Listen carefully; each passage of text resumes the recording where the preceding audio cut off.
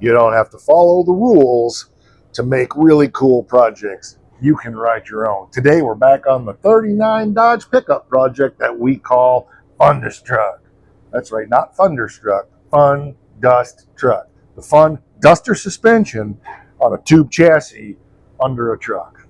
It's cool. Today we're going to be continuing on with our upper control arm design, and we're going to be working on incorporating the front shock mounts into that. So stick around.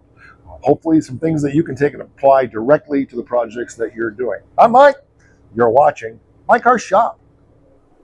I just love the way that satin hazed out from our last episode.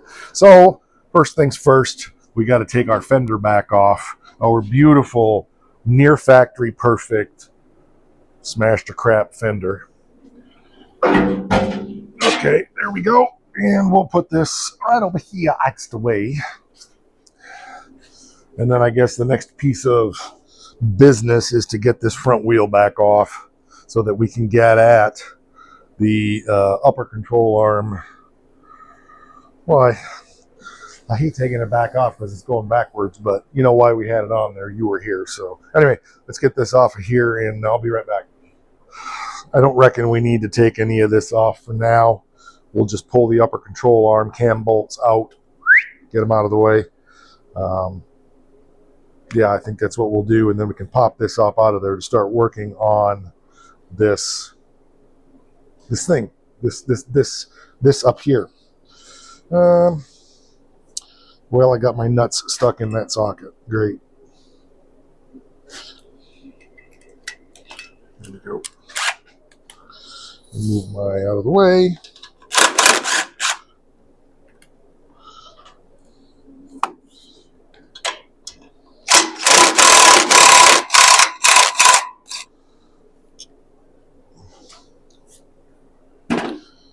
I had a design for this. I was looking at that side and came up with this really cool design and realized there's a steering box on this side and that's going to create a problem. So I got some ideas, but first I want to get this out of the way so that we can get at things more clearly now the rain is gone. I can see clearly now the rain is gone. There we go. That falls right out of our way nicely, and then we can swing it up there out of the way for now. Remember, we have new upper and lower ball joints, new upper control arm bushings, new lower control arm bushings, new cam bolts. We got all kind of stuff for this, but where we're at the moment is designing the mount. So my original intention was to put like a piece in here, but it interferes with the steering box. Now, I know the box isn't tight, but it is pretty much in place. So let me tighten it down the rest of the way first, just to be sure that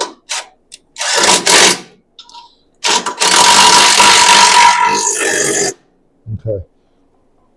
And I'm pretty sure that's tight enough that, yeah, that's tight there. So I'm not going to worry about the third bolt because it's kind of a pain in the buttocks to get in there.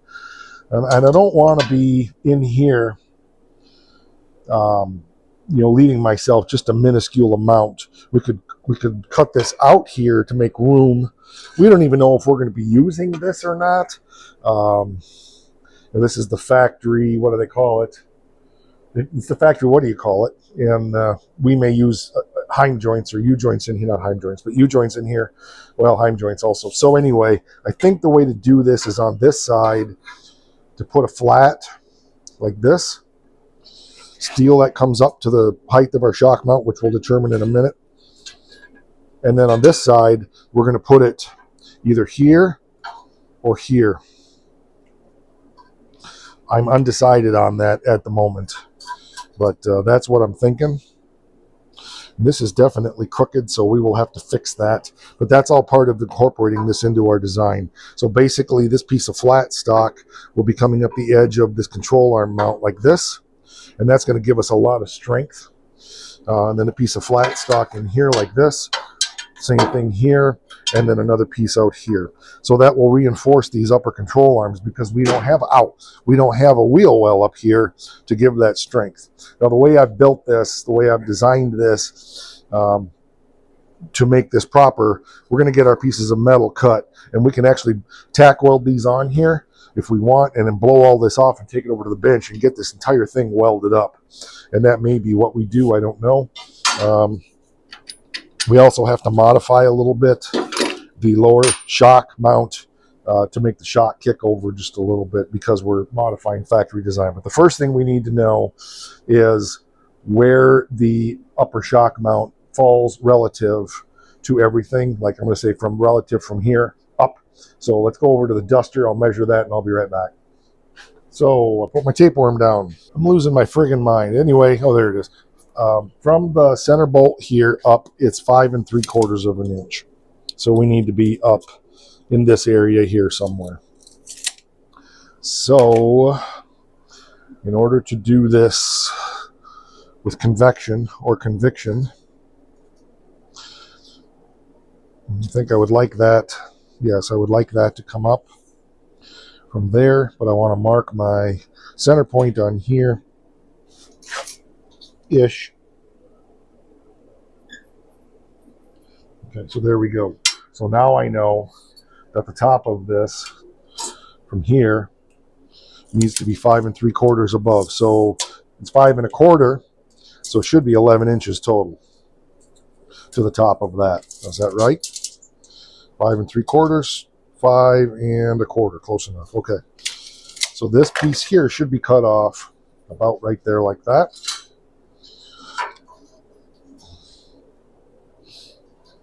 Remember, I'm just grabbing a handful of air here and making this up. So yeah, that's definitely, that piece there is definitely crooked. So we got to fix that.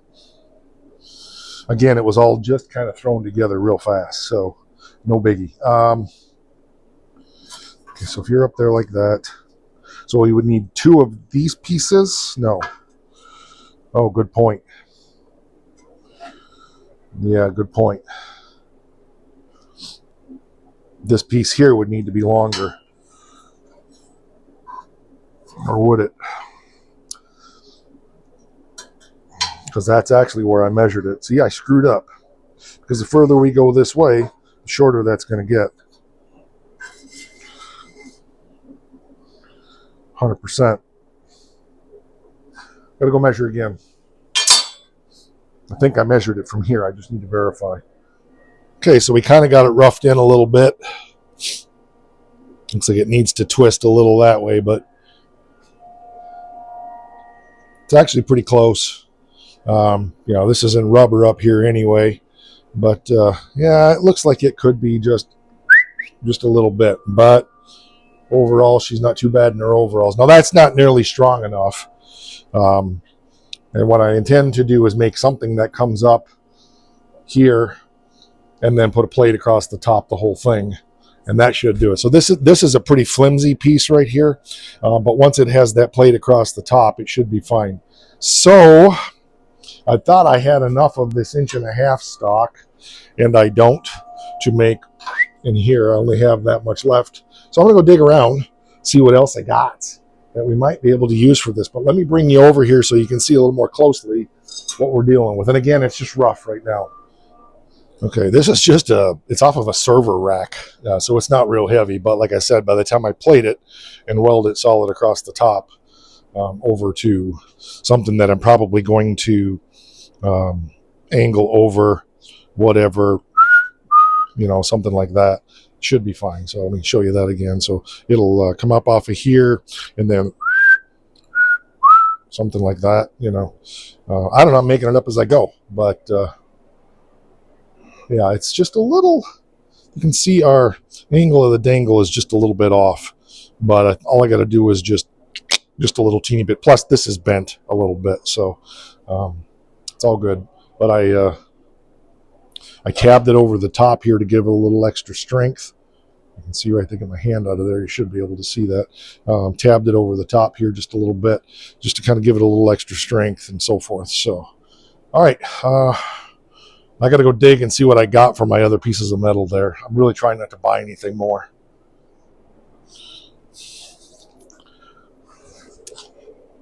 Here's the reality of fabrication. I know what I want to do. I just don't have the materials to do it. So that means I need to think. And I'm not good at that. You've heard me say that before. Our shock mount down here. Holy crap, it's lining up. Okay, so something is, the planets are starting to align here. So that's good. Just got to find that lower shock bolt. I want to stick that through and make sure that everything is copacetic and nothing is so pathetic. But I got to find that, so give me a minute.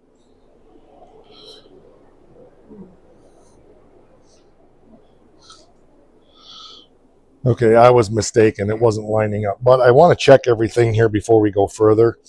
Make sure that everything is copacetic and nothing is so pathetic. Because we got a lot of moving pieces here. And this is the challenge with this, because we have to make sure that we can access all the caster camber adjustment cams in here and that everything works like it's supposed to. So far, I think we're good. So that's looking pretty good. Now, obviously, we need more here. And I'm thinking I want to reinforce this anyway, but maybe I need to rethink this. I could come up. Yeah, I don't really want to come up off the end. I want to stay out here, because if I want to put the cam bolts in the other way for some reason, I can't. But we're getting there.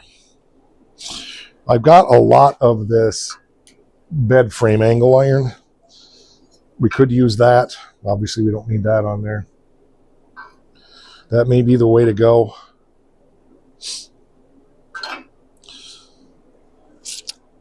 I can't. What was the?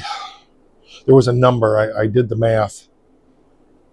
How many pounds of force does this need to be able to withstand? 500 pounds, I think, for the damping of the shocks. So as I think about it, this bed frame is going to be enough. Here's the concern. I use bed frame steel. Okay, so my concern with using bed frame steel is it's cheaper steel. That's got a lot of porosity in it. It's more brittle. However,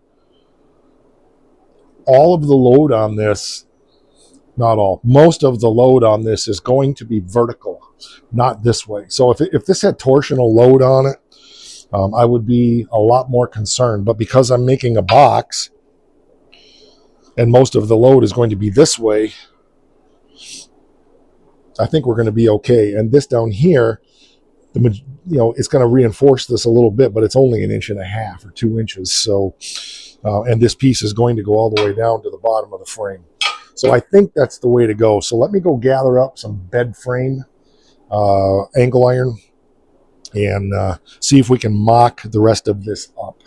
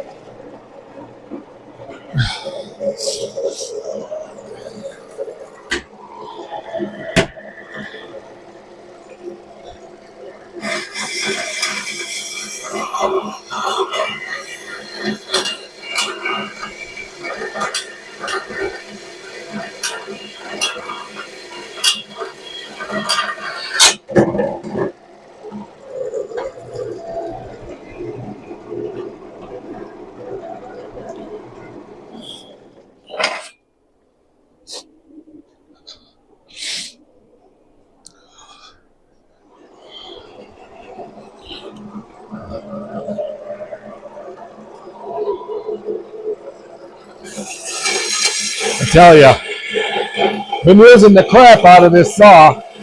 Wonder how I lived without it for so long.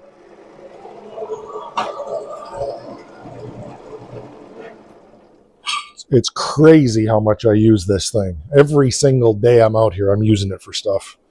So it's a game changer.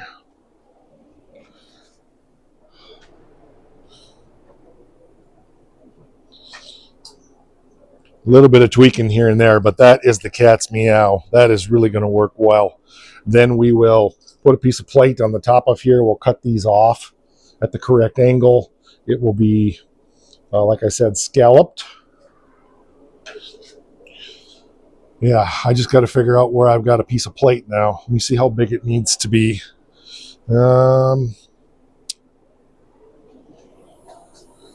Always looking for a tape measure. Who else is like that? I bet you are. So I want a piece of plate that is 12 and a half by about 3 or 4.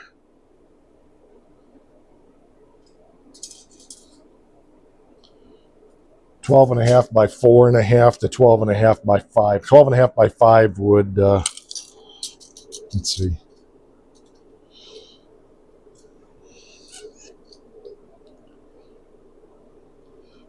Now 12 and a half by 4.5 is going to do us 12, because I can scallop this a little if I need to. 12 and a half by 4.5. I got to write that down.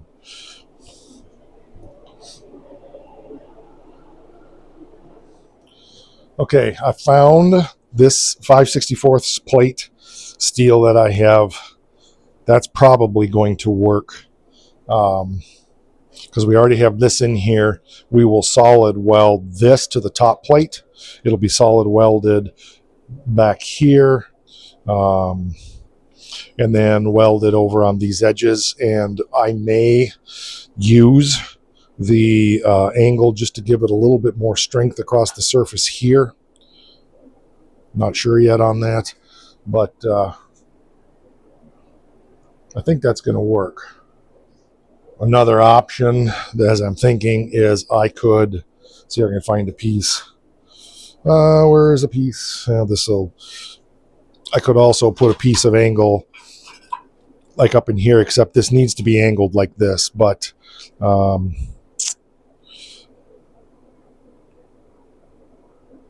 that would give it a lot more strength to have a piece like welded in. Let's say it was in here between the two. And then this piece of plate welded on top of that. So that may be a way to go also. Like this piece would be, boy, that would be a cat's meow, wouldn't it? Hey guys, is that your meow? Would that be your meow if I did that? Just asking. Let's see here. And don't worry about them being on the roof of the Oakland. They've got it covered with cardboard. They like being up there because it's warm. Hey, you're going to knock that light on yourself. Anyway, I think that's the way to go, is we'll just put this piece of angle in here like this. And then, heck, I don't even think we need to come over the top of this. So let me cut that piece.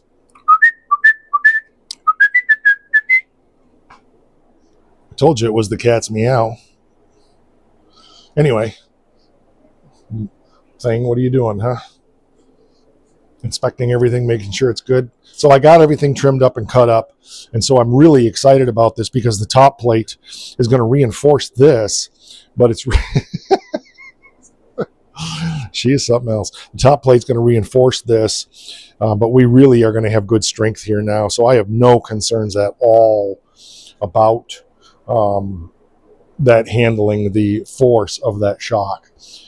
So my top plate is going to be, not sure how I'm going to build it yet. It may just come, maybe I won't even build one. I just feel like cosmetically, but I guess I need to think about, look what we got there. So I guess I better put the fender on here. I mean, I'm sure we're okay because this, now whether the inner fender is going to work, does it really matter? No. You going to launch yourself? Usually she jumps off of that spring up onto the top of the truck. Anyway, we're a little bit Not really, but a little bit tight there maybe.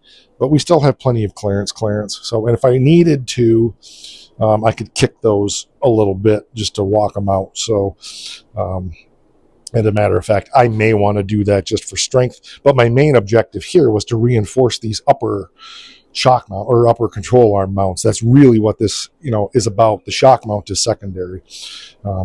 Is it pretty? No. Will we maybe take and like round these down some here? Probably. Stuff like that. But I think our design is there.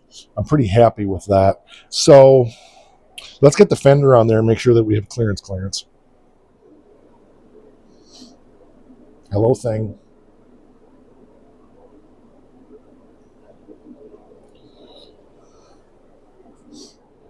All right, she's just thrown on there. But let's walk around here now. Try not to make you seasick. Yeah, we got lots of room in there. And it's just simple, and if we want to, and I'm just looking at this, we may end up not only putting a top plate on there, okay, and then we can radius this down over here on that edge, both sides. We could potentially put sheet that what is it, 5/64? Is that what I said it was? Is that what I said it was? Thing, huh?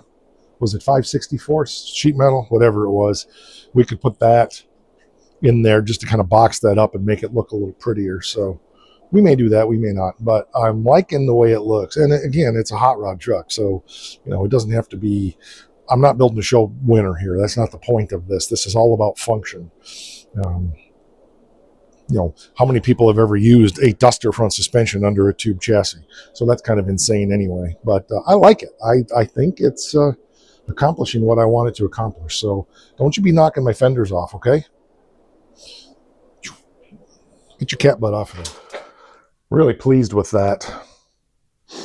Now the only thing I got to do is duplicate it for the other side. But the nice thing is I can take all of this off for the most part, break it down into its elements. Something's burning. Guess I better take some trash out of here. It's probably from welding on the table over here. I think the wood smells a little hot. But anyway, I can take all of that apart, make those elements again, and have everything done for the other side. So the only thing I'm lacking, and maybe not, I have a piece of scrap steel here that may work.